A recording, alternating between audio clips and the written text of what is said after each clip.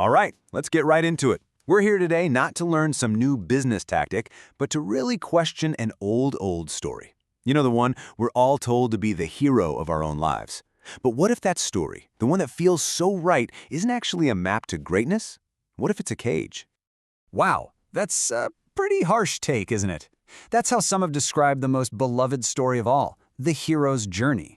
The idea here is that this celebrated path of leaving home, fighting monsters, and coming back a winner might actually be the very thing holding you back. It's keeping you comfortable, when maybe, just maybe, your real work is to strive for something way more difficult.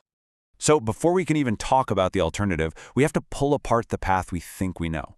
We've got to look under the hood of the hero's journey and ask ourselves why anyone would call it a beautiful but ultimately gilded cage. I mean, think about it. You've seen this shape 1,000 times in pretty much every movie, every book, every story we tell our kids. It's a simple and honestly, a very predictable loop. You leave your normal life, you face some trials that change you, and then you come back home with a prize to fix everything. It's a clean, neat circle, very satisfying. And on the surface, the goal sounds amazing, right? The hero's whole purpose is to fix what's broken, to bring back order, to put things back the way they should be. They are the ultimate healer. But, and this is a really big but, this is where the critique really starts to dig in. Some have called this path saccharine poison. Think about that for a second. It's sweet, it's comforting, but it's toxic.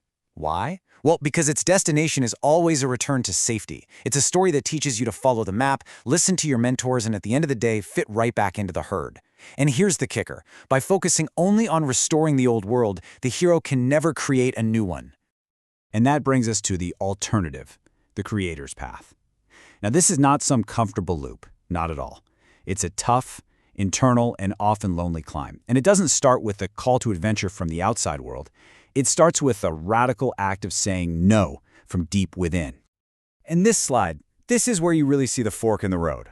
On one side, you have the marketplace mindset. That's the constant search for comfort, for safety, for the next life hack that's going to make everything easier. But on the other side, you have the creator's mindset. This isn't about avoiding struggle. It's about actively choosing it as the only real way to master yourself and create something new.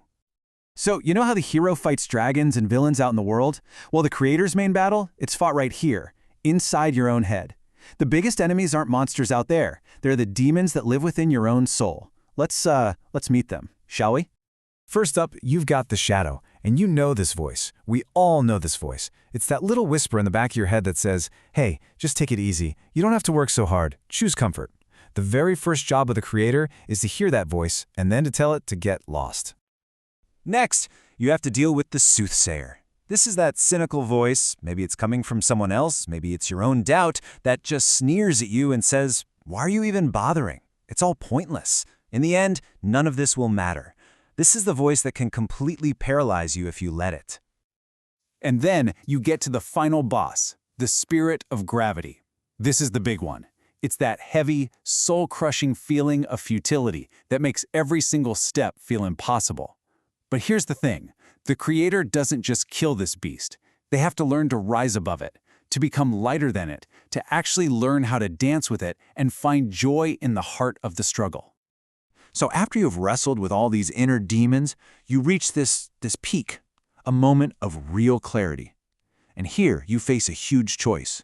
Are you going to be a moon, just passively reflecting the light and values of everyone else?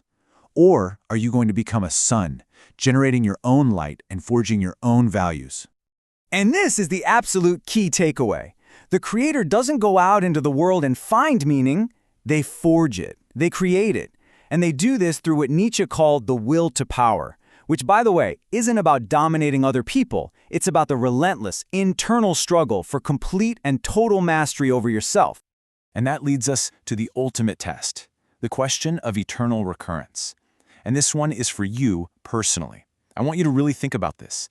Could you look at your life, every single high, every crushing low, every moment of joy, every bit of pain, and say, with every fiber of your being, yes, I would do it all again?